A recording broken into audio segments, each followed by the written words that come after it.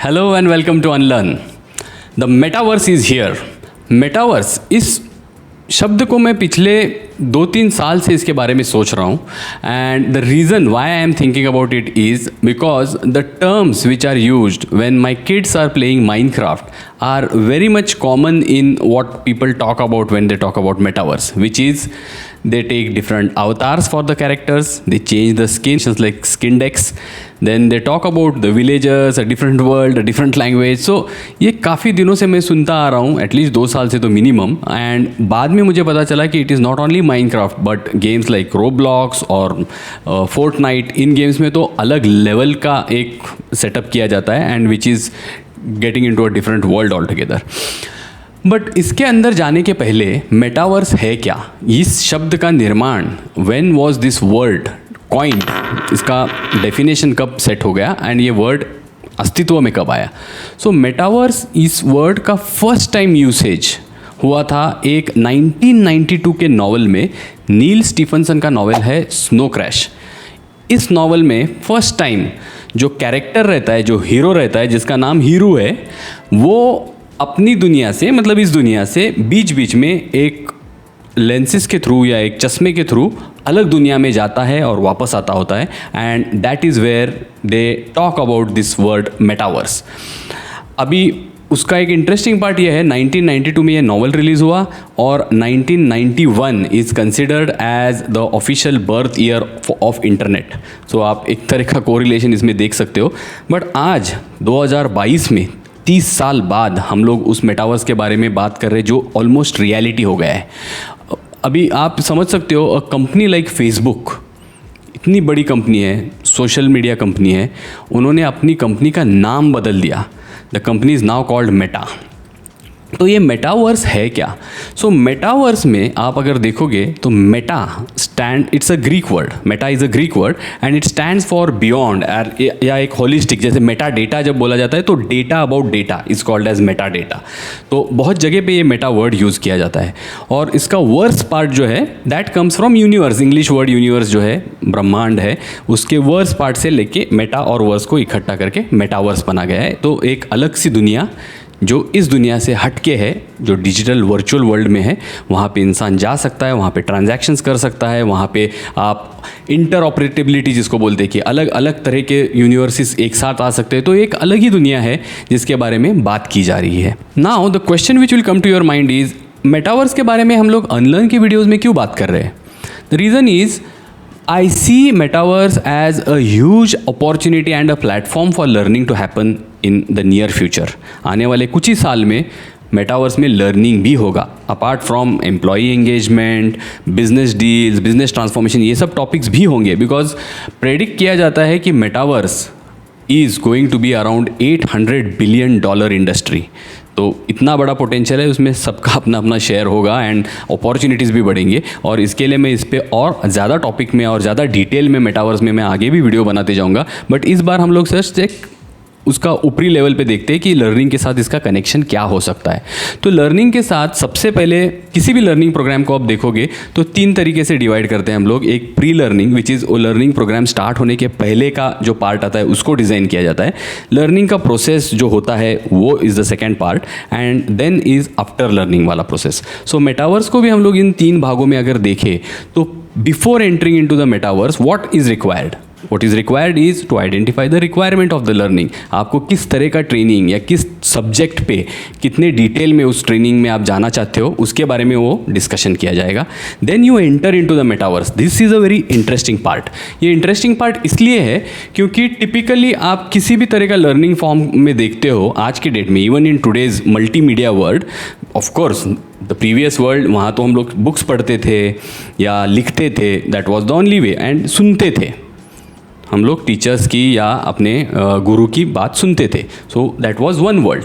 Then we entered into usage of technology for learning, like E learnings आ गए, mobile learning आ गए, micro learnings आ गए, podcast आ गए. तो आज अलग अलग तरीके से हम लोग ऑलरेडी लर्निंग कर रहे हैं और लर्निंग बहुत ज़्यादा एक्सेसिबल हो गया है. एक ज़माने में जो स्केर्सिटी था, किताब मिलती नहीं थी. मुझे याद है वो दिन जब हम लोग लाइब्रेरी में बुक्स के लिए नंबर लगा के बैठते थे और 10-10, 15-15 दिन के बाद हमें वो किताब हाथ में लगती थी. आज ज़माना बदल गया है, आपको एक सेकंड में कोई भी ई बुक मिल जाएगी, पॉडकास्ट मिल जाएगा, किसी भी सब्जेक्ट पे यूट्यूब पे वीडियो मिल जाएगा। वहाँ से लेके मेटावर्स में क्या होगा, मेटावर्स में it will give you experiential learning without actually doing that setup. जैसे for example I will tell you, समझो एक टेक्निकल पर्सन है जिसको क्लाउड के बारे में या उसकी टेक्नोलॉजी लैंडस्केप के बारे में कुछ सीखना है, कुछ नया करके देखना है, तो उसको इमेजिनेशन पे डिपेंड करके रहना नहीं होगा या इमेजिनेशन पे लिमिट नहीं होगा। वो जो भी इमेजिनेशन करता था लर्नर या करती थी, वो उनको एक वर्चुअल वर्ल्ड में प्रेजेंट किया जाएगा जिसमें वो खुद उसमें पार्टिसिपेट करेंगे। ये तो टेक्निकल ट्रेनिंग के बारे में हुआ। नॉन टेक्निकल ट्रेनिंग तो और इंटरेस्टिंग हो जाएंगे। जैसे फॉर एग्जांपल सिमुलेशन सिखाए जाते हैं बिजनेस एडमिनिस्ट्रेशन के स्टूडेंट्स को, कि उनको सिखाया जाता है कि आप बिजनेस जब सेट करोगे तो आप इन्वेंट्री कैसे अपने बिजनेस की रखोगे, आप सेल्स कैसे करोगे, आपका बिजनेस कैसे बढ़ेगा, प्रॉफिट एंड लॉस कैसे मैनेज करोगे। तो ये सारा चीज़ एक सिमुलेशन सेटअप पे किया जाता था, जहाँ पे कई सारे लोग एक दूसरे के साथ रोल प्लेस करके सीखते थे।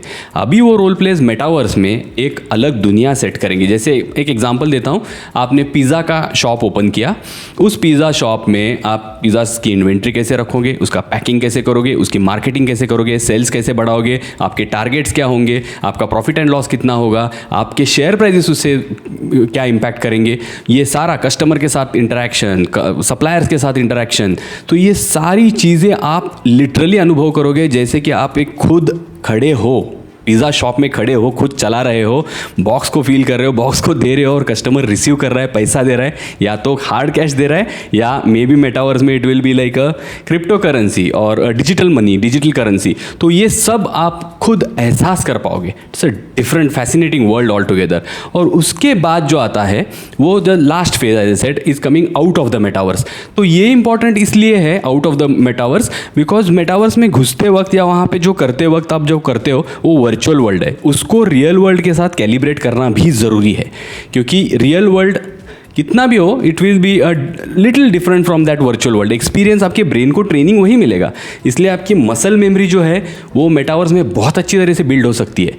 ऑलरेडी हम लोग देखते हैं कि सिमुलेशन के through learning of car etcetera कैसे लोग सीखते हैं ऑटोमोबाइल्स, बिकॉज वो सेम काइंड ऑफ एक्सपीरियंस आपको देता है, तो मसल मेमोरी तो बिल्ड होगी। लेकिन कैलिब्रेशन इसलिए बोल रहा हूँ क्योंकि वो सिम्युलेटेड कार सीख के आप जब रियल वर्ल्ड में कार चलाते हो तो लॉजिस्टिक अलग हो सकता है, सिनारियो अलग हो सकता है, रोड कंडीशंस, पीपल इंटरेक्शंस अलग हो सकते हैं। तो इसलिए it is important to do that recalibration afterwards, but it is possible और उसमें बहुत मज़ा आने वाला है। नाउ सम पीपल में से नहीं बट इसके नेगेटिव इफेक्ट्स भी होंगे, इससे कुछ ये हो सकता है, लोग गलत इस्तेमाल कर सकते हैं। See when it comes to technology, किसी भी तरह का टेक्नोलॉजी हो उसके सही और गलत दोनों इस्तेमाल किए जा सकते हैं। You take any application of science and technology you will find this. वो एक छुरी की तरह है, एक चाकू की तरह है, आप चाहो तो उससे फल काट सकते हो या चाहो तो उससे किसी की उंगली भी कट सकती है। So it is important to see how you want to use it, but if you have good intentions to positively use it for the betterment of the society and human well-being, it will be a fascinating journey for all of us to be in the metaverse. With that, I will complete my video, but before completing my video, I will like to request you one thing. आप ज़रूर comments में लिखना आपको ये video कैसा लगा, इसके बारे में आप और क्या जानना चाहते हो। अभी कमेंट्स में लिखने का रीज़न दो है, एक ऑब्वियस रीज़न है इससे हमारा इंटरेक्शन बढ़ेगा, वो पर्पज़ इंपॉर्टेंट है, बट उससे भी और एक इम्पॉर्टेंट भी पर्पज़ है which is algorithms of YouTube. Algorithms of YouTube work very differently.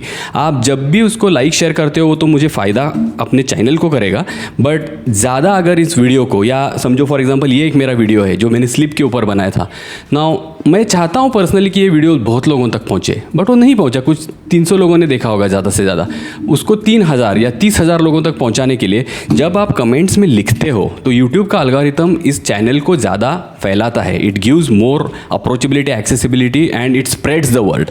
So that is the reason I am requesting you to put your comments and comments के लिए बहुत लोगों के अलग अलग तरीके। कोई बोलेगा आपको कमेंट्स में लिखोगे तो मैं आपको ये दूंगा, ई बुक देंगे, वो देंगे या लिंक देंगे। आई am not getting into that. कोई लगता है आप कमेंट में ये लिखो कि आपने पूरा वीडियो देख लिया ना, वो भी गलत बात नहीं है, but my point is waste कुछ भी लिखने से अच्छा है आप हेल्पफुल कुछ लिखोगे जिससे इंटरेक्शंस बढ़ेंगे, दैट विल बी हेल्पफुल.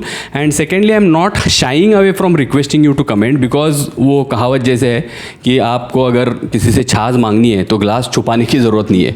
आप छाछ मांगने ही जा रहे हो ना तो ग्लास सामने रख के भी मांग सकते हो. So I am requesting you to write in the comments whatever you feel about this video और anything else which you want to share. That will help the reach of this video to grow more faster. With that, let me complete today's video. Thank you very much and let's be together in the metaverse very soon. Bye bye. If you enjoyed this video, please like, share, subscribe, comment, and thanks for watching.